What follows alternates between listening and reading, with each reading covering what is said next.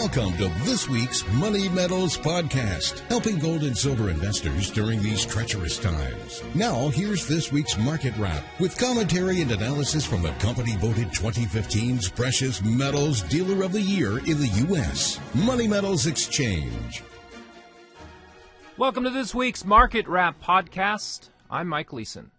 Coming up, we'll hear part two of a wonderful interview Money Metals President Stefan Gleason did with Alan James on the Sustainable Money podcast. Stefan gives some advice on what to look for when choosing a precious metals dealer, when and how to sell when the time comes, and also talks about the ins and outs of gold and silver IRAs. Don't miss the must-hear conclusion of this recent interview coming up after this week's market update. Gold and silver markets caught a big safe haven bid this week as bombs were dropping and geopolitical tensions flared up around the world. The Trump administration declared this week that relations with Russia have reached a low point as Russia sent warships towards Syria and vowed to continue supporting the Assad regime. Meanwhile, the U.S. Navy sent warships toward North Korea, and China amassed a cavalry along its border with North Korea. Then on Thursday, the United States dropped what has been described as the mother of all bombs on the ISIS infrastructure in Afghanistan. It is reportedly the largest non-nuclear bomb ever used. President Donald Trump is pursuing a different kind of foreign policy than the one he campaigned on. Since taking office, he has also flipped on a number of domestic issues. This week he announced that tax cuts may have to wait for another attempt at health care reform, that China isn't a currency manipulator, and that he would be open to reappointing Janet Yellen to head the Federal Reserve. Trump's adversaries in the media took the opportunity to highlight his recent flip-flops. In just the past few days, Donald Trump has made some stark policy U-turns from his positions during the campaign. For starters, on NATO, on Russia, if not Putin, on Syria, on China. On that last topic, the Wall Street Journal reported the following today. Trump says the dollar is getting too strong and he won't label China a currency manipulator. What he had said on the campaign about the strong dollar, about Janet Yellen, about China being a manipulator, he is clearly saying something different now. The fact that Trump has now come out explicitly in favor of a weaker dollar and Yellen-esque easy money policies should come as no surprise to regular listeners of this podcast. We noted during campaign season that whoever was elected president would view the Fed as a tool for stimulating nominal growth in the economy and servicing the government's massive debt load. Even if the international conflicts now playing out don't escalate into World War III, and we certainly hope they don't, the mother of all debt bubbles looms over the Trump presidency. Federal debt as a percentage of GDP is already at its highest level since World War II. That wartime debt spike was temporary. This debt bubble is systemic and projected to grow regardless of whether world peace breaks out, which seems to be becoming more unlikely by the day. President Trump didn't create the $20 trillion in national debt that taxpayers are now on the hook for, but he is asking Congress to raise the debt ceiling even higher this month to avert a government shutdown. He is also depending on the Fed to be the final buyer of U.S. debt should investors' appetite for treasuries prove insufficient, and to steadily erode the real value of existing debt through currency debasement. For decades, presidents have favored easy money policies, especially leading up to elections. The current president is just more blunt and open about wanting a weaker dollar.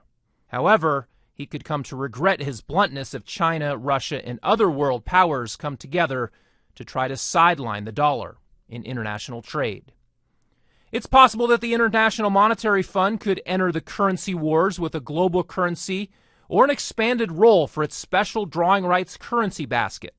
For now, the dollar appears vulnerable to being talked down against competing currencies by the Trump administration.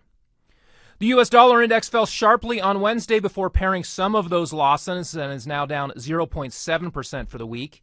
U.S. stocks also moved lower while the money metals gained.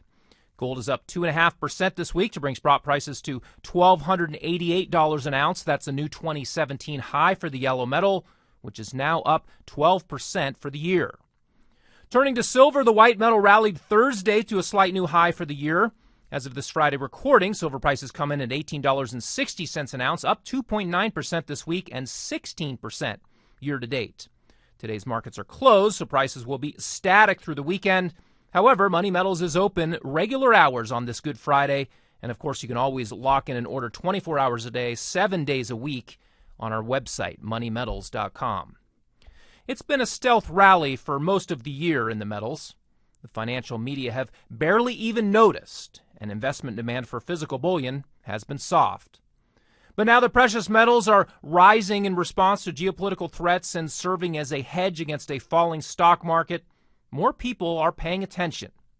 If the stealth rally in metals is now transitioning into a public participation rally, it has hugely bullish implications for prices. Well, now, without further delay, let's get to the conclusion of Money Metals President Stefan Gleason's recent interview with Alan James on sustainable money. And we'll pick up the conversation with Stefan giving some incredibly important advice on what to look for when choosing a precious metals dealer, and talks about the dangers of what can and has happened to those who don't do the proper due diligence. It is quite rare, but there have been a few horror stories, Tolving being an example of that. We are very competitive. I'm not going to say that on every product at every moment we're the lowest price. That's definitely not the case. However, I guarantee you that with our company, you're going to get delivery, you're going to get it fast, you're going to get added value of content, and we always over-deliver on our promises, not under-deliver, and that is extremely important, particularly when you're asking somebody to send money somewhere else with the expectation that they're going to receive their gold and silver. Now, some people will go to local dealers, and I don't want to discount that because that's certainly something that people are able to do successfully. I would say that a lot of times the local dealers are at a disadvantage because they're not as sophisticated as a company like ours or some of our competitors. They may not be hedging. They may be exposed to the market more than they should be, and they may not have access to the lowest cost inventory. So the pricing may not be the best. Now, in some states also, local dealers, unfortunately, have to collect sales tax on the sale of precious metals, and that's something that we oppose. We oppose those laws. We're actually working to repeal some of those laws, but it does put a lot of local dealers in certain states at a significant disadvantage to an out-of-state dealer such as Money Metals Exchange. And we're based in Idaho, and so even customers within Idaho, because there's an exemption for sales taxes on precious metals in Idaho, we don't even have to collect it on people who live in Idaho. Stefan, I know there are some consumers that are concerned about several $1,000s, let's say, worth of gold and silver being shipped to them by either UPS or the United States Postal Service or FedEx or whatever. How does your company ship, and how reliable is it? We ship virtually everything by the U.S. Postal Service, and of course these are boxes that are not marked with their contents, can't source it.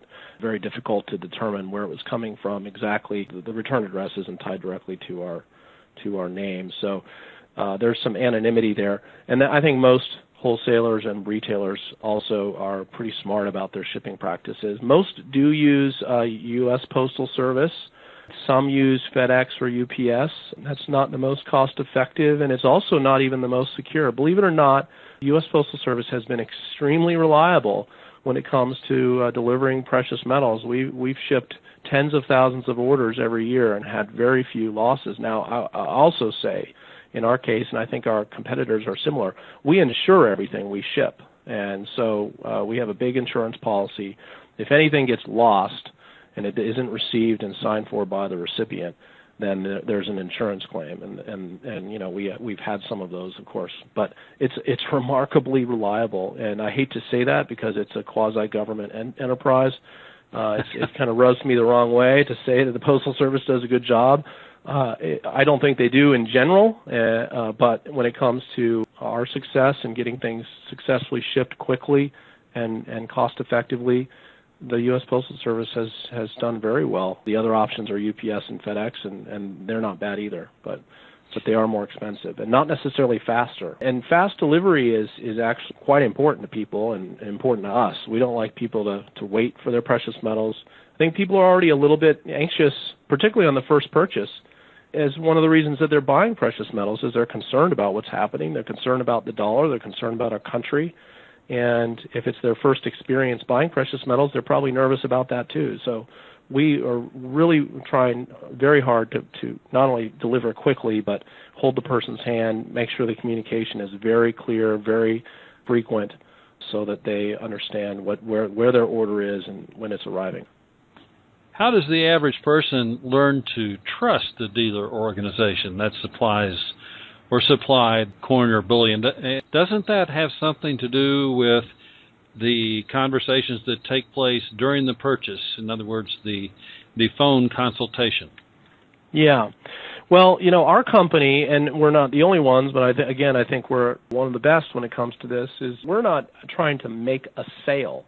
Our sales associates are really just, they're people there to educate and guide the person. There's no pressure. It's not a commission situation where they're trying to sell something to you. They're there to help you understand the choices and make the best decision for you. So I think that tone is definitely one thing that has been a very important part of our growth as a business. We are not into making a sale, selling somebody something they don't want, and of course we don't even deal with and actively really crusade against this whole rare coin thing, this bait and switch thing that's been giving our industry a bad name and has been ripping a lot of people off. We won't even sell those types of items. We don't stock them. The only time that you'll see any kind of rare or numismatic coin being sold by us is when the price on that has fallen to basically its melt value, at which time it's actually a pretty good deal to buy. So I think education, content, communication, no pressure, meeting your commitments, just developing that relationship. So look for companies that do that. Okay, so people have invested. They've got their gold and silver, or gold or silver, both, insurance policy, if you will.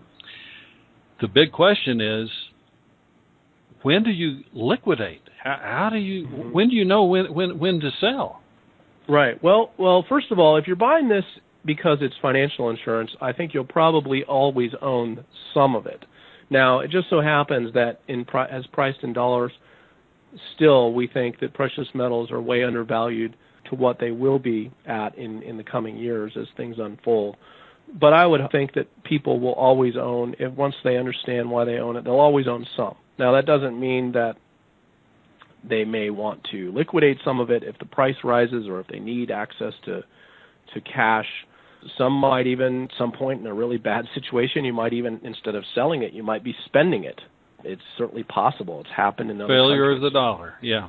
Venezuela's got a gigantic, implosion going on right now. Argentina's had it, Zimbabwe. So in that kind of situation, that could actually become your money. But at the end of the day, you do want to have the ability to sell it. You want to be able to know when and how and where to sell it. Right now, I don't think you should be selling precious metals. You should be buying it. But the bottom line, unless you have a specific reason that you need access to cash, the bottom line is that our business and most dealers like us will both buy and sell.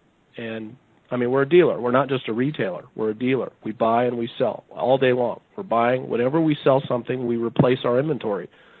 We always have a positive amount of precious metals available, and as we sell whatever we sell, we replace it. And, we wouldn't be selling if we couldn't be buying, because we don't want to be out precious metals either.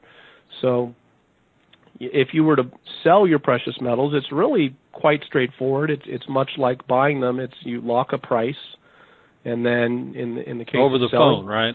Over the phone or on our website, you can actually sell on our website back to us, and then you ship us the metals, and then we wire or send you a check or ACH credit funds to you as soon as we receive them. So it's a pretty straightforward process. You can also go down to your local coin dealer and sell there. And there are other ways to sell, but hopefully people are not looking to sell unless they really have to, because we probably are going to see some pretty big gains in precious metals as we've seen over the last 15 years. but you need to have that liquidity, and we provide that, and so do our competitors. And in fact, we'd rather buy from our customers than from mints, because this is a very, very small margin business to begin with if you're selling the right kind of stuff, like bullion, as opposed to the rare coins, which is has huge margins for the sellers, but it's not a good deal for the investor. So that extra 1 or 2% we can make on buying a product back from our customer instead of having a new one minted is great. So we would love to be buying more metal from our customers, even though we frankly don't think it's a good time for them to be selling. But we will absolutely buy, and we'll offer them a good price, usually at or above the spot price, depending on the product, and we pay quickly. Stefan, briefly, I want you to talk about the types of events that might precipitate liquidating all or just some of your gold and or silver product. Well, if you see a huge gain in dollar terms, then it doesn't hurt to sell a little bit and take some money off the table. Depends on how much you own. I mean, if you own 100% of your, first of all, nobody should have all their money in gold and silver, just like they shouldn't have it in anything else. But 10 or 20% is a very reasonable allocation, and we recommend that people do look at having at least that much, or in that range, I should say. But, there may be a point where gold has gone to $5,000 an ounce, and your ability to turn that into some other asset, maybe a piece of real estate or pay off a loan or whatever, there are reasons to do that. But I would never let go of your full position, because part of it is insurance, and you never know what's going to happen. If we have a total collapse or breakdown, you're going to be happy that you have gold and silver, I can guarantee it. And if we don't have it, I think you're going to be happy as well, as you would be if you'd owned it over the last 15 years. Earlier we discussed this, but is there a best place to liquidate gold and silver, or a list of the best places to liquidate gold and silver? I don't think there is a list, unless if you do a search, sell silver or sell gold, you'll probably find, again, some of our competitors and us. You'll probably find the We Buy Gold type people. I would steer away from those, because they're going to offer you a huge discount to the spot price. You want to sell to somebody like us or to one of our competitors who are able to offer you probably close to spot, if not more than spot, for that thing. So stay away from the We Buy Gold type places. You might get 80%, 70%. Sometimes jewelry, they give you 40, 30% of its melt value. So don't sell to places like that. Sell to somebody like us. Now, we don't buy jewelry, so we'll have to find other options for that. But you want to sell to somebody like us who makes a market in these things. I've seen a lot of TV ads about owning precious metals in your IRA. How does that work? Well, it's a great option for people who have most of their money tied up in IRAs. First of all, I think it's important for everybody to own some precious metals outside of their IRA. But if a lot of your money is in IRAs, then by all means, make sure you get some precious metals, and that's a great way to do it. The way that works is that you cannot take physical possession of the metals without jeopardizing the IRS considering it to be a distribution and causing your entire IRA to be subjected to taxation. And there are some people out there who have been talking about home storage IRAs, and that is a very risky approach, and we do not recommend it. We have some customers that want to do that because they want to have it in their house, but I think it's not worth the risk, considering the IRS is starting to pay attention to that. There was an article recently in the last few days, I believe, in the Wall Street Journal, which referenced this. The IRS is starting to pay a little more attention to this concept of a home storage IRA. So let's just assume that you don't do that. If the way it works then is that you would set up a IRA with a self-directed IRA provider, and then you would roll IRA funds over to that self-directed IRA. And there's several options. We have them on our website. They're independent companies of us. And so you have your money in your IRA, in a self-directed IRA account, and then you line up with a dealer like us to purchase precious metals on behalf of your IRA, and then you have it stored at a depository or other facility, and we have recommended storage facilities that we can provide to people. And so your IRA pays for the order, and then the metals are shipped to your IRA's depository account where they are stored securely. And then in reverse, when you want to liquidate, you sell back to us or whoever. You don't have to sell it back to us. If you bought it from us, you can sell it to anyone else. And the metals get sent to them or us, and then you're paid. Your IRA is paid back, and then you move on to whatever you're doing, maybe distribute the funds or buy some other asset. The nice thing about owning precious metals in an IRA is that capital gains are sheltered. So unfortunately, precious metals are taxed under federal law at a discriminatorily high 28% long-term capital gains tax rate. Any chance of that changing? There is a chance. Well, we have a side project called the Sound Money Defense League, which is looking at public policies at the state and federal level. There has been talk about introducing a federal bill to repeal that. There isn't one pending, but I would say don't plan on it.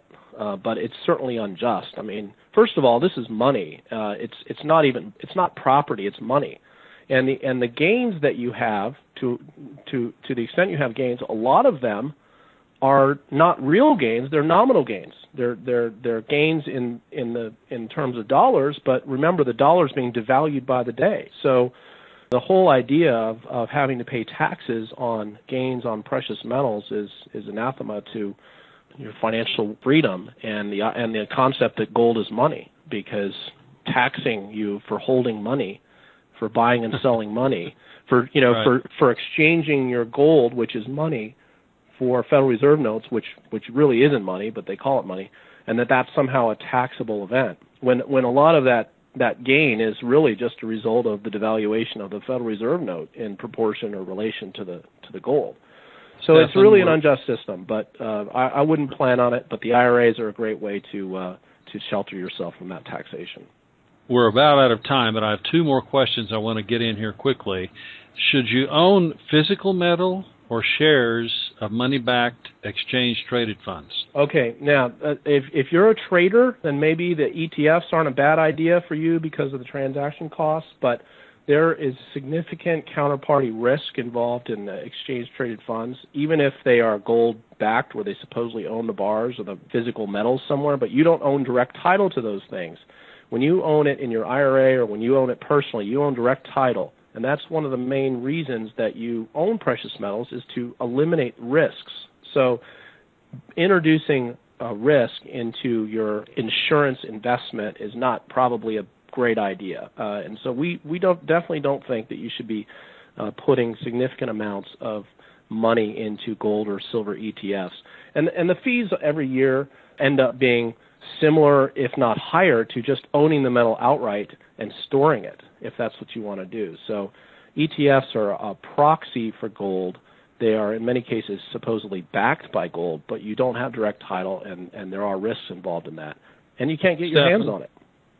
I think that we've had a very good educational seminar here, but what sorts of additional things, besides listening to this, what sorts of education can the average person do for themselves to be better prepared to consider precious metals investing?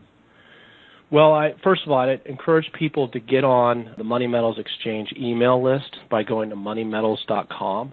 We publish several articles a week of original content and commentary on the markets, on the Federal Reserve, things that are impacting your money and your investments. We do a weekly podcast. We have a lot of great guests. So that's one thing. Get educated. Start looking at some of the websites, including ours.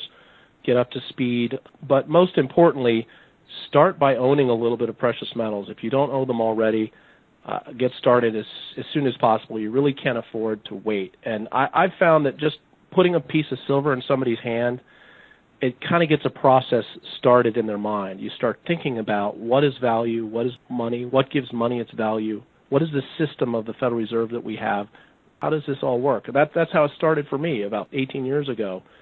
So I think just getting into the market and start paying attention, and you're gonna make lots of progress.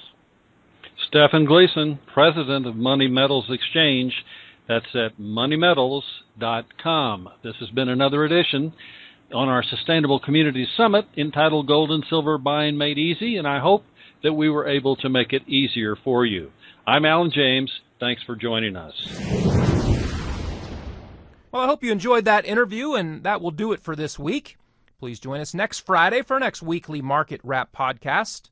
Until then, this has been Mike Gleason with Money Metals Exchange. Thanks for listening, and have a great Easter weekend, everybody.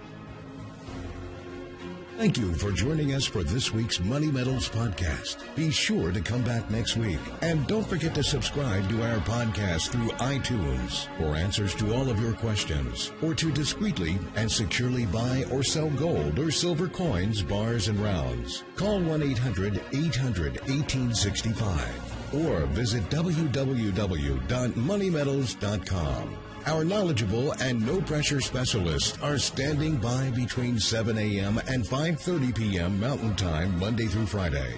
Or you can lock in your order online, 24 hours a day, 7 days a week.